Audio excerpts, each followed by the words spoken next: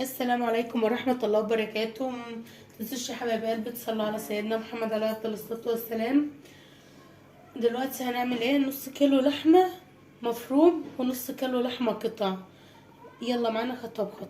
بس ما تنسوش بقى يا حبايب قلبي تنسوش الاشتراك في القناة وتفعلوا الجرس عشان يوصلكم كل جديد من يومياتنا جوه ونور. انا عندي اللحمة سلقتها غسلتها، بس هي نص كيلو. طبعا انتوا عارفين ان الدنيا مولعه نار، والدنيا يعني مش هقول لكم رخيصه وكده. ها، ادي 4 قطع لحمه، وممكن تعملوها العيله، يعني ما توقفش على فرد او 3، لا العيله. تبقوا معايا خطوه خطوه. هي قدامكم بتتلوح بس 5 دقايق.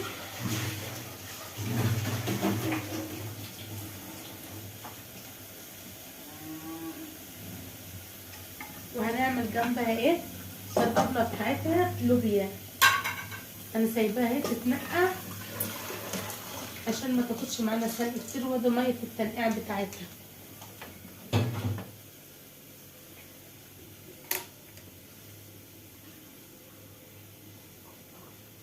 ومن حاجه بسيطه تقدري تعملي كميه منها، يعني لو عندك عيله وطبعا الامكانيه مش معاكي او عازمه حد، وفي نفس الوقت الكميه مزنقه زي ما كله يعني بتبقى مزنقه معاه كده وكده. اقول لكم يلا هنعملها ازاي. الحله اهي، حطيت ميه سخنه. تمام، حطوا البهارات معاكم.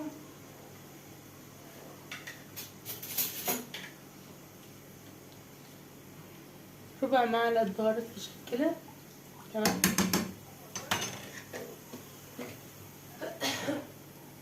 شطه ربع برضو، بهارات كبسة. دي لو حد عنده برد بتشيله ويعني تظبط الدنيا. معلش يا جماعة على قلة الفيديوهات كده، عشان مش عارفة اصور، بس عشان زوري وكده يعني. هنقشر معاكم البصلة حباية قطة.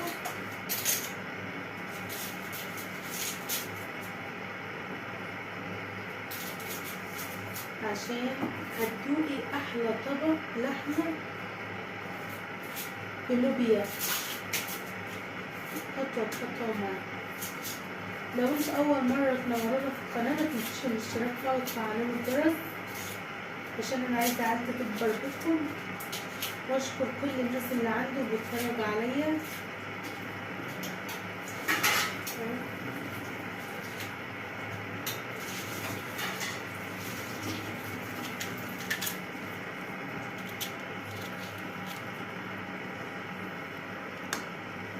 ادي حبيت البصلة قطعتها ل4، والقوطة وفلفل.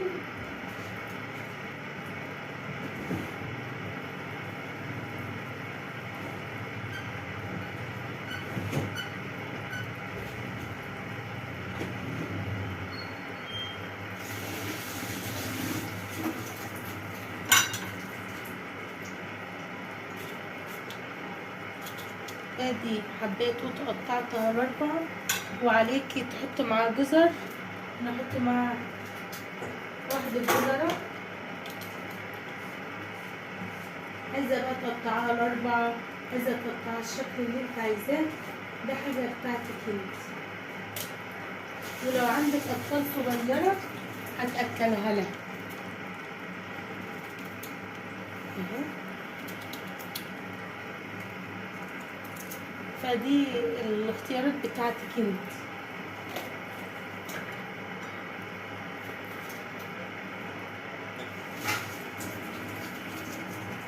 اهي ادي معانا اللوبيا بالسلق، وهنوريكم خطوه بخطوه انتوا معايا.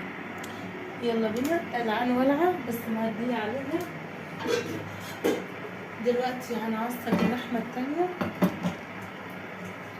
وبرده خطوه خطوه، سايبين بس الطاسه تسخن شويه.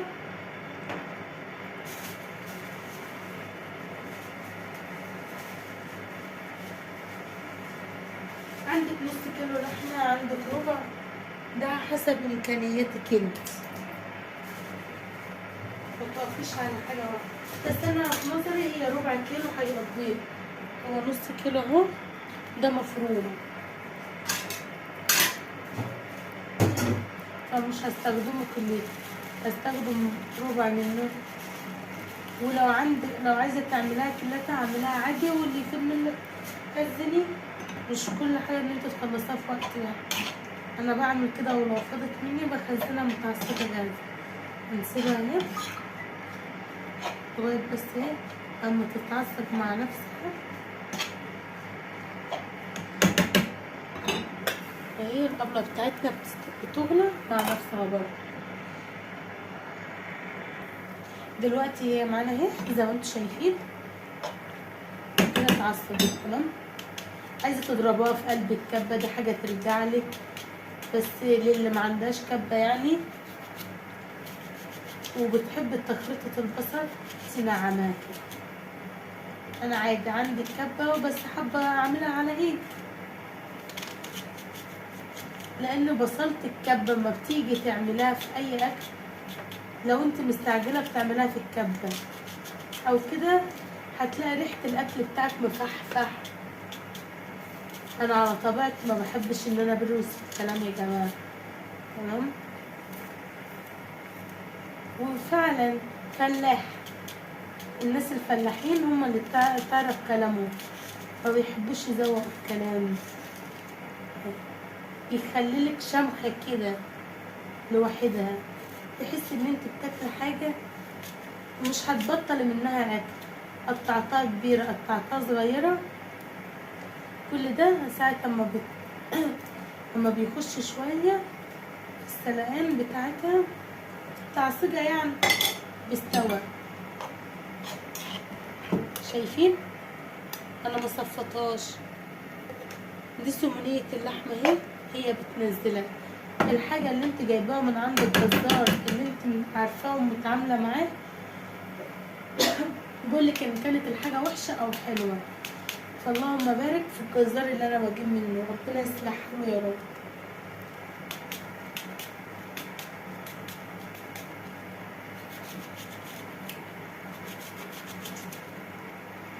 هو ذات نفسه بقولك ان كانت الحاجة تاخديها للمطاعم او لبيتك هتبقى زايدة عليك 10 جنيه، بس حاجة ضمناها.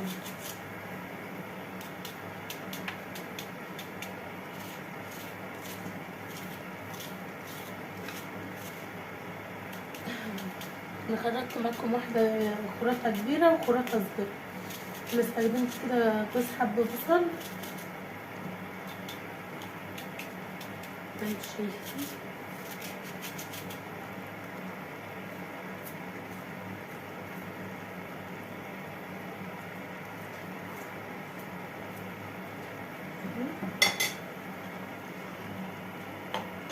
كده بتتبل بقى مع نفسها.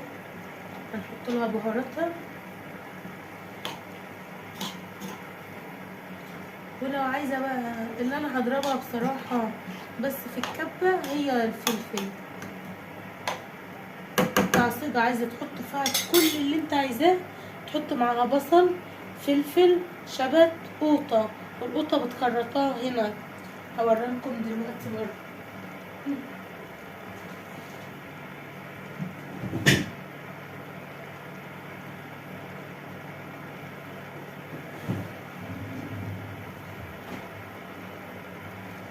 هما دي حبايبي اللي هستخدم ضمن في قلب الكبة، حبيتين فلفل وقرن شطة وحباية قوطة. فرط معاكم برضو قوطة،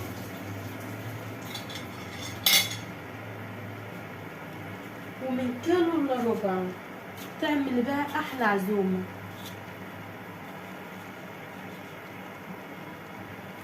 خرطها كده زي السلطة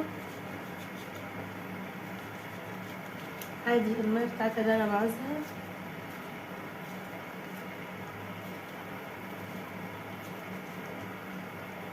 زي ما انتوا شايفين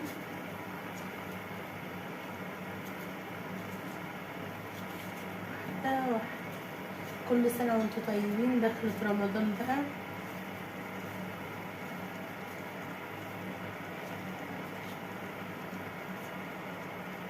طبعا كل الاكل ده الناس بتعمله في رمضان بيبقى ايه حاجة لوحده كفاية. حاجة اسمها رمضان بيلم الأحباب، اللي بينزل لأهله بالسلامة من الغربة، اللي بينزل لمراته كده بقى، واللي نازل يتجوز. رمضان ده بيلم علينا بكل حاجة حلوة. حطوا البهارات لغاية ما نعمل الفلفل.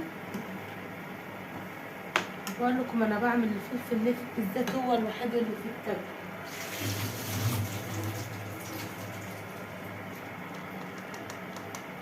ربع شطة برضه،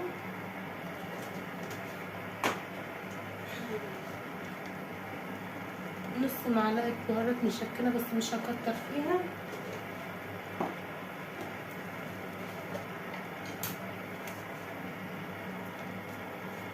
قلنا الملح أذواق، ربع معلقة ملح عشان متبقاش مملحة،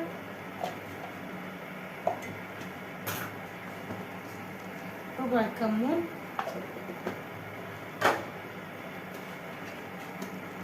كباب ربع. انا بحط بالمعيار بايدي عشان انا عارفه انا بحط قد ايه.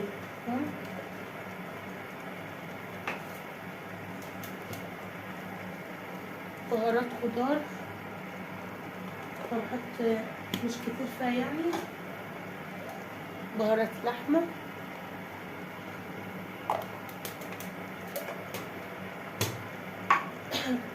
نقلب كل دمه.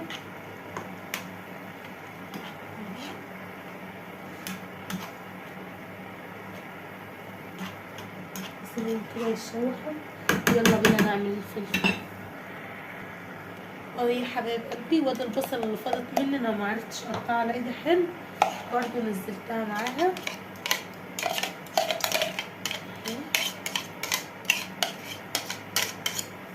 قبل بتاعتها كده اهي. معلش بقى عشان عندي برد واسترايح. اهي كملنا برضو زي ما شايفين. أكلة بسيطة، وحتى والله لو جالك عزومة جامدة يعني تعرفي تتصرفي نفسك. كوباية مية فوقها عشان البصلة ذات نفسها تستوي، حتى ضربها في الكب أو منتش ضربها كده تستوى معاك. وافتكروا اللوبيا اهي بتتسلق برضه، هي كده لسه اهي مستوتش. أول ما تستوي هنصفيها ونشوف لحمتنا الحلوة اهي. هنحط لها البصلة معلش سوري، نحط لها الملح اهي. مكترناش الملح، وقلنا الملح حسب الرغبة. استوى بقى مع نفسها. بقول لكم تعالوا اوريكم بقى عشان ايه كان نفسي اطول معاكم بقى زيادة واعمل فيديو جامد، بس بصراحة مفيش اجمل من كده بصراحة يعني، عشان انا حبيتها من زمان ان انا اعملها كده.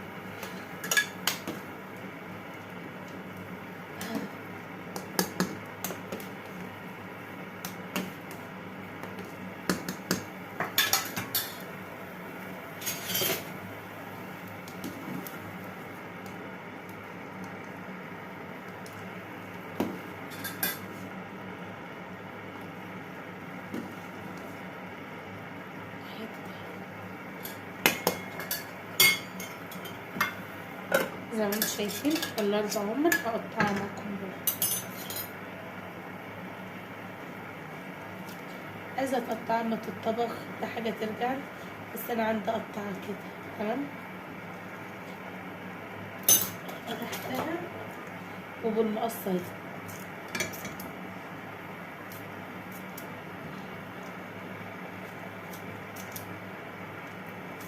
لو واحد متجرب وما عندوش غير نص كيلو لحمه، ومثلا الدنيا يعني مش مقضيه يعني معاه، هتقضي يومين.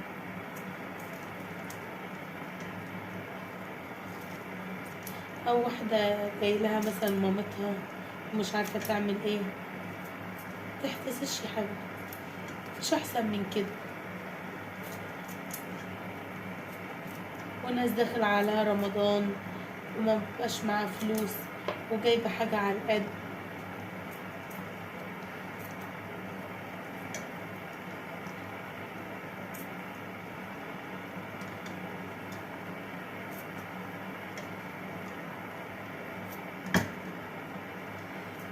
قطعتها معاكم اهي، بسيبها بقى تستوي.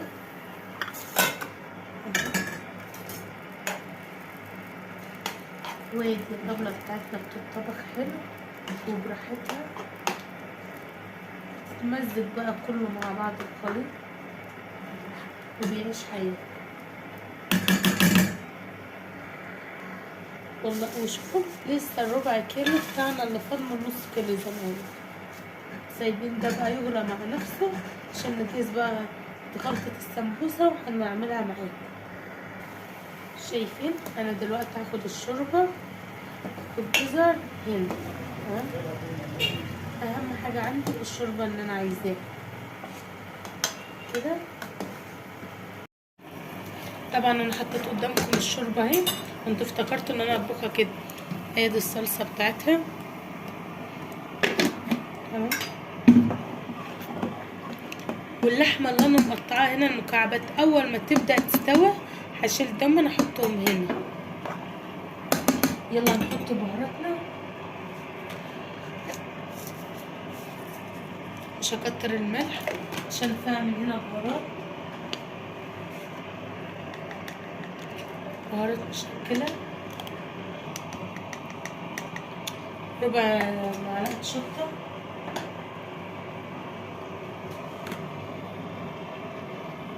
كاري.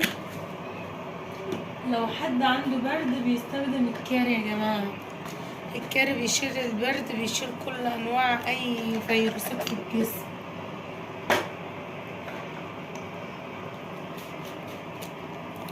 مرقة خضار برضو مش هكتر عشان انا حاطة البهارات دي، بس دي حاجتي ايه، بهارات لحمة اهي. اعمل معاكم فصين توم على السريع واغطي عليها الارض. ادي الفص التوم، والله لو جربتها بالطريقة دي هتندموا على اللي انتوا طبختوها قبل كده. جربوا كده بالطريقة دي هتلاقوها جميلة.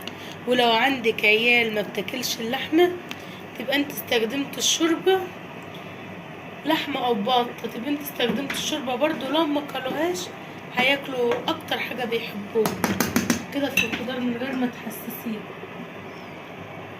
يعني زي زمان مامتي ما كانتش، ولغايه دلوقتي ما بخشش في اللحمه كتير ولا في البط، تقوم جايه عامله لي بها المحشي.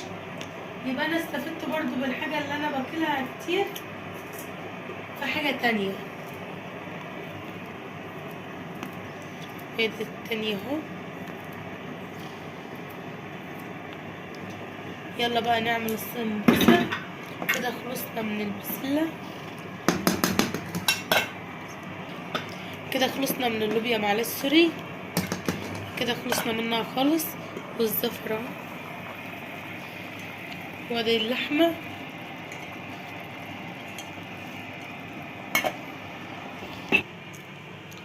اهي، زي الحجاب، زي الحجاب بتاع زمان. تمام. الحشوة اهي،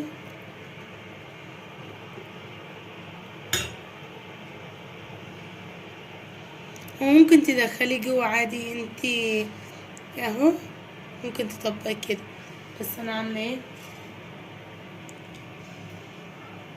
الخليط بتاعه كده.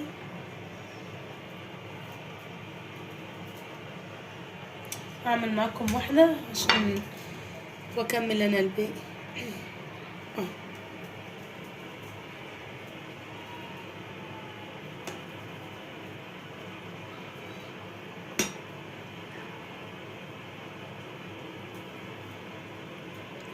ولو اي واحده لسه داخله على جواز بقى ومش عارفه تتعلم كده طريقته سهله، هعمل معاكم التانية. ولو واحده جاتلك مقطعه كده اهي، استخدميها انت من تحت، استخدمي السليمه من تحت والمقطعة بتتدرع كده كده اصلا في ايه، في لفتك من فوق.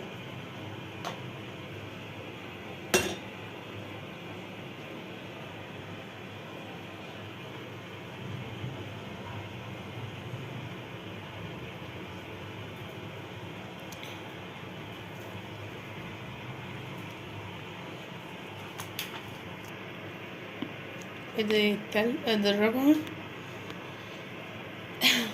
الرابعة يا حبايبي. يلا اشوف وشكم على خير في فيديو تاني، ويا رب يكون نال اعجابكم. وعشان تشتركوا ما تنسوش بقى الاشتراك في القناة، تفعلوا الجرس عشان يوصل لكم كل جديد من يومياتنا جنى نور. تعالوا قبل ما اطفي معاكم الفيديو شوف اهي، ما بانتش ان انتوا حاطين شوربة فيها اهي. يلا اشوف وشكم على خير في فيديو تاني.